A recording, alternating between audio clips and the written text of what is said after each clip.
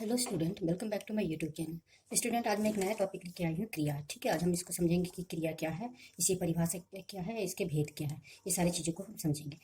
अब यहाँ पे देखिए, मैंने कुछ वाक्य लिखे हुए हैं, जैसे कि हाथी करतब दिखा रहा है, जोकर हंसता है, भालू नाचता है, दर्शक तालियां बजा रहे हैं, लड़कियां रस्सी पर चल रही हैं, बच्चे प्रसन्न हो रहे हैं। अब यहाँ पे देखिए स्टूडेंट, यहाँ पे जितने भी लाल पेन से मैंने जो लिखा हुआ है, जैसे दिखा रहा है, हंसता है, नाचता है, बजा रहे हैं, चल रही है, हो रहे हैं, ये सारे जो शब्द हैं आपके, ये क्या है, इसी को क्रिया कहते हैं। ठीक है ना, ये इसी को क्रिया कहते हैं, क्योंकि ये काम के होने और ये करने का है। ठीक है, ये या तो काम हो रहा है या कोई काम कर रहा है। जैसे कि हाथी करतब दिखा रहा है, ये क्या कर रहा है, हाथी क्या कर रहा है, करतब दिखा रहा है, यानी कि काम हो रहा है। हंसता है, काम हो रहा है। ठीक है ना, बजा रहे हैं, चल रही हैं, हो रहे हैं, प्रसन्न हो रहे हैं, तो ये सारे क्या है, ये काम होने का संकेत है। ठीक है, काम करने का संकेत है। तो इन सारे शब्दों को ही हम क्या कहते हैं, क्रिया कहते हैं। अभी हम कुछ पॉइंट समझते हैं। अब यहाँ पे जितने भी लाल रंग से मैंने लिखे हैं, जैसे दिखा रहा है, हंसता है, नाचता है, बजा रहे हैं, चल रहे हैं, हो रहे हैं, आदि जो शब्द हैं, ये सारे शब्द हैं काम के होने तथा करने का पता चल रहा है। इन सारे शब्दों से हमको ये समझ में आ रही है कि कोई भी काम या तो हो रहा है या तो चल रहा है। ठीक है, तो इन्हीं सारे शब्दों को, इन्हीं सारे शब्द जो है हमारे, इन्हीं को हम क्या कहते हैं, क्रिया कहते हैं। ये शब्द क्रिया है। ठीक है, समझ में आ गया ना क्रिया क्या है। अब यहाँ पे और हम इसको समझते हैं, जैसे वाक क्रिया के बिना अधूरे हैं। अब यहाँ पे देखिए स्टूडेंट, ये सारे जो वाक्य मैंने लिखे हुए हैं, अगर इसमें मैं ये सारी क्रियाओं को हटा देती हूँ, काम होने या चलने के बारे में जो पता चलता है कि काम कोई हो रहा है या चल रहा है, तो उन सारे शब्दों को अगर मैं हटा देती हूँ, ये सारे शब्द को, तो क्या मतलब होता है, हाथी करतब, जोकर, भालू, दर्शक तालियां, लड़कियां रस्सी पर, बच्चे प्रसन्न, ये क्या है, हमको तो कुछ समझ में नहीं आ रहा, इसका कुछ अर्थ नहीं आ रहा। तो इसका मतलब क्या हुआ, ये हमारे वाक्य अधूरे हैं। तो क्रिया के बिना हमारे वाक्य जो है वो अधूरे होते हैं। वाक्य को पूरा करने के लिए, कंप्लीट वाक्य समझ में आए, तो इसके लिए हमको चाहिए, क्रिया चाहिए ही चाहिए। ठीक है, अब आगे बढ़ते हैं। इन वाक्य से क्रिया वाले शब्द हटा दिए जाए तो वाक्यांश का कोई अर्थ नहीं रह जाता है। अब यहाँ पे देखिए, अगर मैं इस क्रियाओं को हटा देती हूँ तो क्या होगा, ये जो जितने भी वाक्यांश लिखे हुए हैं वो क्या होंगे, या उसका कोई अर्थ ही नहीं समझे, वो अर्थहीन होंगे, उसका कोई मतलब ही नहीं समझ में आएगा। ठीक है, चलिए नेक्स्ट क्या है, क्रिया कार के करने या होने के अलावा वस्तु की स्थिति अवस्था का भी पता चलता है। अब यहाँ पे देखिए स्टूडेंट, ये सारे जो शब्द हैं, ये क्रियाएं हैं, क्रिया वाले शब्द हैं। अगर इनको हम इनसे क्या होता है कि उस वस्तु की क्या स्थिति है, ठीक है, क्या स्थिति है, वो किस अवस्था में है, इसका भी हमें पता चलता है ना। अब यहाँ पे हम देखते हैं, जैसे कि पहला वाक्य मैंने लिया था, हाथी करतब दिखा रहा है। अब इसमें क्या, हाथी की स्थिति के बारे में पता चल रही है, उसकी अवस्था के बारे में पता चल रही है। ये सारे शब्द, जो जोकर हंसता है, ठीक है, भालू नाचता है, दर्शक तालियां बजा रहे हैं, लड़कियां रस्सी पर चल रही हैं, बच्चे प्रसन्न हो रहे हैं। इसमें क्या है, यहाँ पे बच्चे, लड़कियां, दर्शक, भालू, जोकर, हाथी, इस सब के बारे में पता चल रहा है, उसकी स्थिति के बारे में पता चल रहा है, उसकी अवस्था के बारे में पता चल रहा है। ठीक है, चलिए और कुछ और पॉइंट हम समझते हैं। चलिए स्टूडेंट, अभी तक हमने समझ लिया कि क्रिया क्या है, कौन से ऐसे शब्द हैं जो क्रिया वाले हैं। ठीक है, अब हम पहले उसकी परिभाषा को समझते हैं, परिभाषा को समझेंगे जिससे कि और अच्छे से हमें क्रिया के बारे में समझ में आएगा। अब देखिए परिभाषा क्या है, जिन शब्दों से किसी कार्य के होने या करने का पता चले उन्हें क्रिया कहते हैं। इससे किसी वस्तु की स्थिति अवस्था का भी पता चलता है। ये मैंने आपको समझा है कि कोई भी ऐसे शब्द जिससे कोई कार्य हो रहा है या चल रहा है, या उस वस्तु की स्थिति के बारे में पता चल रहा है, अवस्था के बारे में पता चला, तो वो सारे क्या है, वो सब क्रिया है। ठीक है, ये तो समझ में आ गई। इस परिभाषा को और हम अच्छे से समझते हैं। जैसे कि मैंने यहाँ पे लिखा है कि कार्य के होने, ठीक है, यानी कि काम के करने या होने का। अब यहाँ पे हम इसी चीज को और अच्छे से समझते हैं। जैसे यहाँ पे है काम का करना। अब काम का करना क्या है, यहाँ पे देखते हैं। मैंने उदाहरण से आपको बता रही हूँ, उदाहरण से आपको समझा रही हूँ कि काम का करना कैसे, काम का करना। धवन और विराट धुआंधार बल्लेबाजी कर रहे हैं, कर रहे हैं, ये क्या हो रहा है, काम का होना, ये काम कर रहे हैं ये। ठीक है, नहीं, काम कर रहे हैं यानी कि वो बल्लेबाजी बहुत ही अच्छे से तरीके से कर, यानी कि धुआंधार बल्लेबाजी कर रहे हैं। ठीक है ना, ये काम का करना यानी कि वो काम कर रहे हैं। ठीक है, एक और उदाहरण से समझते हैं। लोग इन दोनों की बल्लेबाजी का सदैव भरपूर लुत्फ उठाते हैं। अब यहाँ पे देखिए, लोग इनकी बल्लेबाजी का लुत्फ उठाते हैं, यानी कि उनको आनंद आता है। तो इसमें भी क्या हो रहा है, काम का करना ही हो रहा है ना। अब यहाँ पे मैंने दूसरा लिया है, काम का होना। ये भी हमारी परिभाषा में है कि काम का होना। ठीक है, ये पहले हमने समझा कि काम का करना यानी कि वो काम हो रहा है। ठीक है, अब इसमें आते हैं हम काम का होना। बाहर बारिश हो रही है, अब यहाँ पे देखिए हो रही है, काम का होना, ठीक है ना, अभी वो हो ही रहा है काम का होना। शायद रात भर बारिश होती रही है, शायद यानी कि रात से बारिश हो रही है। ये सारे शब्द भी क्या क्रिया वाले ही हो गए। ठीक है, अब आपको क्रिया की थोड़ी परिभाषा स्पष्ट हो रही होगी। अब इसमें मैंने एक और यहाँ पे लिया था परिभाषा में, इससे किसी वस्तु की स्थिति और अवस्था का पता चलता है। अब यहाँ पे इसमें देखते हैं कि वस्तु की कैसी स्थिति कैसी अवस्था है। अब यहाँ पे मैंने कुछ उदाहरण लिए हैं। यह पुस्तक कहानियों की है। अब यहाँ पे देखिए, यह पुस्तक यानी कि पुस्तक की क्या स्थिति है, वो कहानी की है। ठीक है ना, वो कोई और दूसरी पुस्तक नहीं है, वो एक कहानी की है। चाहे वो बच्चों की कहानी हो या बड़े भी इसको पढ़ सकते हैं। तो इस तरह की कोई कहानी वाली पुस्तक है, वो पुस्तक की स्थिति के बारे में पता चल रहा है। अब यहाँ इसमें देखिए, इसमें 150 पृष्ठ हैं। अब यहाँ पे इसकी अवस्था के बारे में पता चल रहा है कि उस पुस्तक में कितने, अगर हम जानना चाहेंगे कि उस पुस्तक में कितने पेज हैं, तो कितने हैं, 150। ठीक है, ठीक है, उसकी स्थिति और अवस्था के बारे में पता चल रहा है इससे। इसके हर पेज पर पुस्तकालय की मोहर है, यानी कि उस पुस्तक पे पुस्तकालय का मोहर लगा हुआ है, यानी कि उस पुस्तकालय का नाम है या चिन्ह है। ठीक है, तो यहाँ पे क्या हो रहा है, उस पुस्तक की, ये पुस्तक जो है, पुस्तक के बारे में, उसकी स्थिति के बारे में बताया जाए कि वो कहानियों की है, उसमें 150 पन्ने हैं और उस पर पुस्तकालय का मोहर लगा हुआ है। समझ में आ गया कि क्रिया क्या है। ठीक है, ये परिभाषा हो गई। अब हम इस क्रिया को और अच्छे से समझते हैं। अब देखिए स्टूडेंट, इससे पहले शुरू में ही मैंने बताया था कि क्रिया के बिना वाक्य पूरे नहीं होते, वो अधूरे होते हैं। तो किस किस अवस्था में कौन कौन सी अवस्था होगी उसमें। अब यहाँ पे देखिए, कार्य क्रिया भाषा के लिए आवश्यक है। अब यहाँ पे क्रिया जो है, मैंने आपको पहले बताया था, क्रिया जो है वो एक भाषा का महत्वपूर्ण अंग है। उसके बिना हमारा जो वाक्य है वो कंप्लीट नहीं हो पाएगा। उसके बिना हम अपने भाव को, अपने विचार को दूसरे को व्यक्त करके नहीं समझा सकते। उसमें क्रिया का होना बहुत ही आवश्यक है। यानी कि ये क्रिया जो है, क्रिया जो है वो भाषा का महत्वपूर्ण अंग है। इसके बिना हमारी कोई भी भाषा अधूरी है। समझ में आ गया आपको। इसके बिना वाक्य पूरे नहीं होते। अब इसमें क्या है, इसके बिना हमारे वाक्य पूरे नहीं होंगे। जब हमारे वाक्य पूरे नहीं होंगे तो उसके अर्थ हमारे हमको समझ में नहीं आएगा, उसके हम अपने भावों को दूसरों तक पहुंचा नहीं पाएंगे। ठीक है, नेक्स्ट पॉइंट है, वाक्य में क्रिया को कर्ता, कर्म आदि के लिंग, वचन, कारक के अनुसार ढलना पड़ता है। अब यहाँ पे देखिए, वाक्य में जो क्रिया है हमारे, वो कर्ता है, वो कर्म के कर्ता या कर्म के जो लिंग है, जो वचन है, जो कारक है, जो काल है, उनके अनुसार क्रिया को बदलना पड़ता है। यानी कि आप देखते हैं कि कोई भी वाक्य भूतकाल में है, भविष्य काल में है, वर्तमान काल में है, तो ये क्या होगा, ये कर्ता और कर्म के अनुसार वो क्या होंगे, हमारे बदल जाएंगे। क्रिया हमारी क्या है, बदल जाएगी।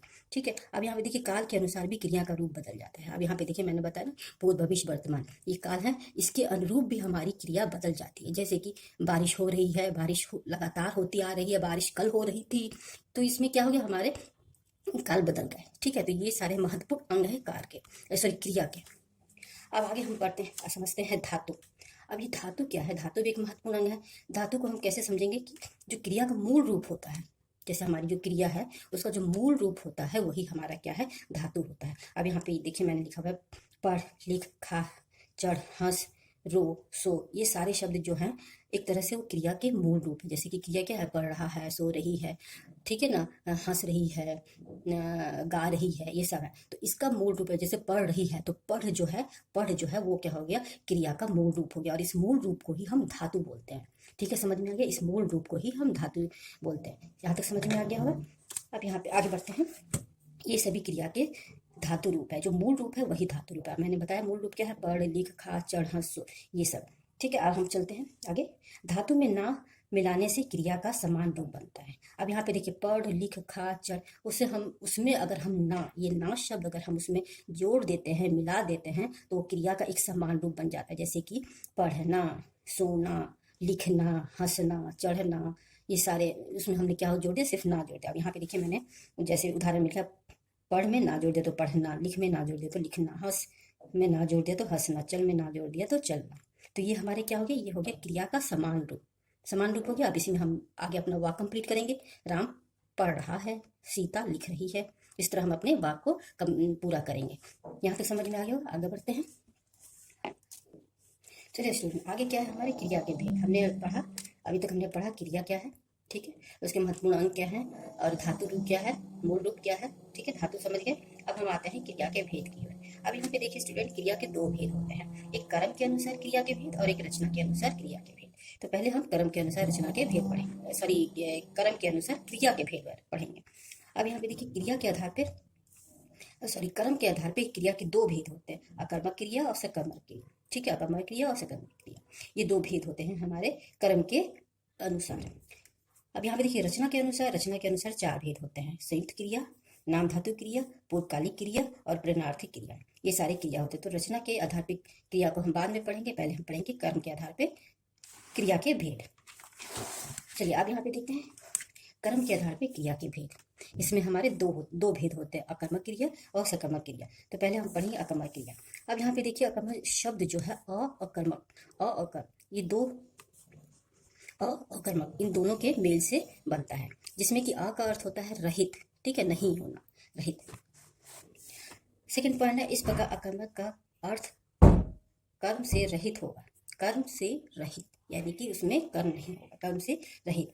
जिन क्रियाओं को कर्म की आवश्यकता नहीं होती, ठीक है ना, ऐसी क्रियाएं, ऐसी क्रिया शब्द, ऐसी क्रियाएं जिसमें कर्म की आवश्यकता नहीं होती है, उन्हें अकर्मक क्रिया कहते हैं, ठीक है। अ का ही अर्थ होता है न, रहित, ठीक है। अब यहाँ पे देखिए उदाहरण में लिखा गिरना, ठीक है, कूदना, हंसना, उठना, दौड़ना, रोना, सोना, भागना, ये सारे शब्द हैं, ठीक है। अब इसको उदाहरण से हम समझते हैं।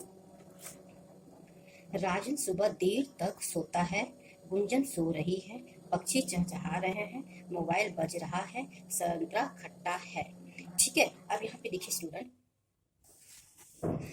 इन वाक्यों में जो आप देख रहे होंगे राजन, गुंजन, पक्षी, मोबाइल, संतरा, ये सभी क्या हो गए आपके, ये सब हो गए हैं एक तरह से ये कर्ता हो गया, ठीक है, कर्ता हो गया, ये हो गया कर्ता। अब यहाँ पे है सोता है, सो रही है, चहचहा रही है, बज रहा है, खट्टे हैं, ये सारे जितने भी हैं ये आपके हो गए क्रियापद, ठीक है, क्रियापद होगा, क्रियापद हो गया। अब यहाँ पे देखिए क्रियापद हो गया। अब यहाँ पे देखिए कर्म नहीं है, ठीक है ना, कर्म नहीं है। अब यहाँ पे मैंने ये क्रियापद लिखा है, तो क्रियापद क्या होता है, किसे कहते हैं, ये मैंने एक अलग वीडियो बनाया है, तो उसमें आप इसको समझ सकते हैं पदबंध में, ठीक है। अब यहाँ पे देखिए इन सारे वाक्यों में आपको कर्म नहीं है, कर्म नहीं है, सिर्फ कर्ता है, ठीक है। तो यहाँ पे हमने क्या पढ़ा, अकर्मक में क्या है कि कर्म की कोई आवश्यकता नहीं होती, तो इसमें कर्म की कोई आवश्यकता नहीं है, अतः ये जितने भी वाक्य मैंने लिखे हैं वो सारे क्या हो, अकर्मक वाक्य हो गए, सॉरी क्रिया हो गए, कर्मक क्रिया हो गए। तो आपको ये समझ में आ गया होगा कि अकर्मक क्रियाएं क्या है। अब हम आगे बढ़ते हैं।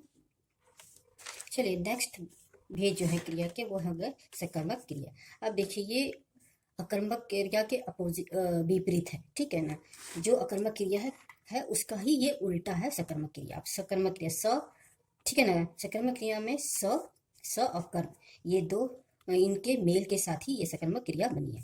अब यहाँ पे देखिए सकर्मक क्रिया में स का अर्थ होता है सहित होता है, ठीक है, सहित मीन्स होना, साथ में होना, ठीक है ना। इस प्रकार सकर्मक का अर्थ होता है कर्म सहित या के साथ, कर्म के साथ, ठीक है, उसके साथ उसके सहित। अब यहाँ पे है नेक्स्ट पॉइंट है, जिन वाक्यों की क्रियाएं कर्म सहित होती है, यानी कि जो वाक्य क्रियाओं के साथ जिसमें कर्म शामिल होता है, ठीक है ना। पहले वाले में हम अकर्मक में क्या पढ़े थे कि इसमें कर्म की आवश्यकता नहीं होती, लेकिन इसमें कर्म की आवश्यकता होती है, ये कर्म के साथ होंगे, ये कर्म के सहित होंगे, ठीक है, यानी उन्हें कर्म की अपेक्षा होती है, उन्हें सकर्मक क्रियाएं कहते हैं। समझ में आ गया ना। अब आगे बढ़ते हैं। चलिए नेक्स्ट पॉइंट हम समझते हैं, जिन क्रियाओं के साथ कर्म लगा हो तथा क्रिया का प्रभाव कर्ता को छोड़ के कर्म पर पड़ता हो, वे सकर्मक क्रिया है। अब यहाँ पे देखिए जिन क्रियाओं के साथ कर्म लगा हुआ होता है, ठीक है, क्योंकि इसमें हमको कर्म की प्रधानता होती है, कर्म की आवश्यकता होती है, तो जिस क्रिया के साथ कर्म लगा हुआ हो और क्रिया का प्रभाव कर्ता पे नहीं कर्म पे पड़े, ठीक है ना। इसे अकर्मक में क्या हो रहा था कि उसमें कर्ता की आवश्यकता थी, यहाँ पे कर्ता को छोड़ करके, यानी कर्ता की आवश्यकता नहीं है, कर्ता को छोड़ करके उसका प्रभाव कर्म पे पड़े, ठीक है, यानी क्रिया का प्रभाव कर्म पे पड़े, वो सकर्मक क्रियाएं होती हैं। समझ में आ गया होगा दोनों में अंतर। सकर्म में होता है कि कर्म के साथ, अकर्मक में होता है कि कर्म के रहित, कर्म के बिना।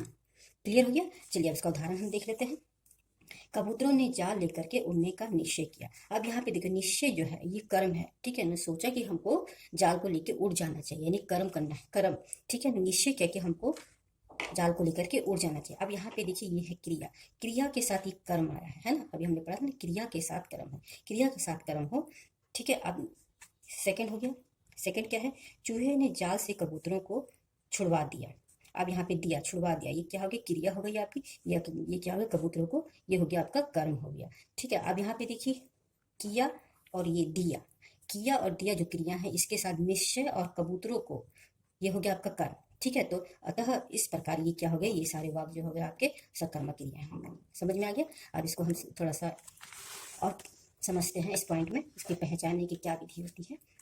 अब यहाँ पे देखिए, सकर्मक क्रिया में क्या किसको से प्रश्न करने पर जब प्रश्न अटपटा नहीं लगे, ठीक है, और उस प्रश्न का उत्तर भी मिल जाए तो सकर्मक क्रियाएं होती हैं। ये पहचान है, सकर्मक क्रिया की पहचान है कि जब हम उसमें क्या, ठीक है, किसको, इनसे अगर हम प्रश्न करते हैं और जब उस प्रश्न का उत्तर भी हमको मिल जाए और प्रश्न को अटपटा भी ना लगे तो वो क्या होती है, वो सकर्मक क्रिया होती है। इससे पहले अकर्मक क्रिया में है जब हमसे क्या और क्यों से जब हम प्रश्न करें तो अटपटा लगेगा कि ये प्रश्न ही गलत है, सुनने में अजीब लगेगा, ना कोई लिंग ना वचन, किसी का व्याकरण का कोई नियम नहीं होगा उसमें, वो एकदम अटपटा सा लगेगा, तो वो क्या हो गया, अकर्मक हो गया। असकर्मक की पहचान ही यही है, जब हम क्या क्यों से जब प्रश्न करते हैं तो वो अटपटा नहीं लगेगा और उसका उत्तर भी मिल जाएगा, तो वो क्या होती है, सकर्मक क्रिया होती है। जैसे कि अभी मैंने ये कबूतर वाला उदाहरण दिया था, इसी से हम देखते हैं। प्रश्न हम करते हैं, कबूतर ने क्या किया, तो कबूतरों ने निश्चय किया कि जाल को लेकर के हम उड़ जाएंगे, ठीक है, उत्तर मिल रहा है। चूहे ने किसको छुड़ा लिया, अब यहाँ चूहे ने किसको छुड़ा लिया, किनको छुड़ा लिया, तो उत्तर हमको क्या मिलता है, कबूतरों को, ठीक है। ये हमारा प्रश्न अजीब नहीं लग रहा है, ठीक है, अटपटा नहीं लग रहा है और हमको उत्तर भी मिल रहा है, तो यही इसकी पहचान है। तो आपको ये समझ में आ गया होगा कि क्रिया की परिभाषा, क्रिया क्या है, ये आपको समझ में आ गया होगा। कर्म के आधार पर जो उसके भेद हो गए वो भी आपको समझ में आ गए होंगे। नेक्स्ट वीडियो में हम रचना के आधार पर इसके भेद को समझेंगे।